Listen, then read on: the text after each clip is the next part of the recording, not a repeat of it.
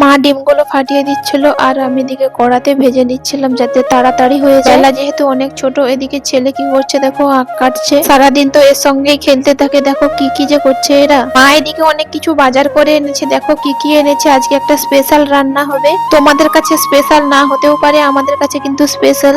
চাল সবকিছু কিনে এনেছে, আজকে কেক কিনে এনেছে একটা। সবাই মিলে একসঙ্গে মুড়ি খেতে বসে পড়েছি। খাওয়া দাওয়া শেষে দেখো রান্না করতে বসে পড়েছি আমি। এদিকে আছে গাজর, বিম, বটবটি আর একটা গাজর দেখো কাটা হয়নি, কিছুক্ষণ পরে কেটে নেবো। এদিকে আছে গরম মশলা, সবকিছু যা যা লাগে। আজকে করব ফ্রাইড রাইস আর মাংস। মাংসের জন্য মা সবকিছু দেখো কেটে রেডি করে রেখেছে। এদিকে আমি গাজরটা ভেজে নিচ্ছি ঘি দিয়ে। আমি ফ্রাইড রাইসটা করব আর মা করবে মাংসটা। এদিকে দেখো ফ্রাইড রাইসের ভাতটা হয়ে গেছে, আমাদেরকে দেখানো হয়নি কাজু আর কিশমিশ। এই যে দেখো আমার সবকিছু ভাজা হয়ে গেছে, এখন একসাথে মিক্স করে নেব।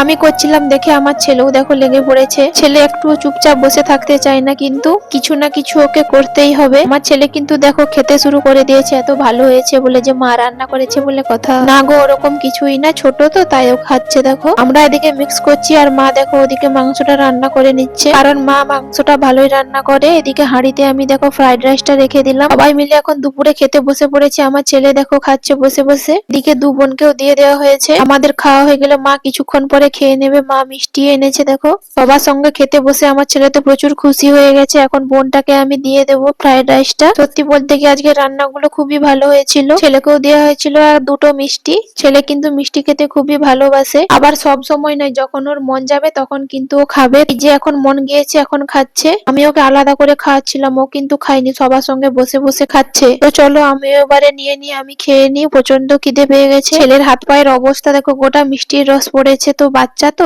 তোমাদের মিনি ব্লগটা কেমন লাগলো সবাই কমেন্টে জানিও প্লিজ। এ দেখো ফোন দেখে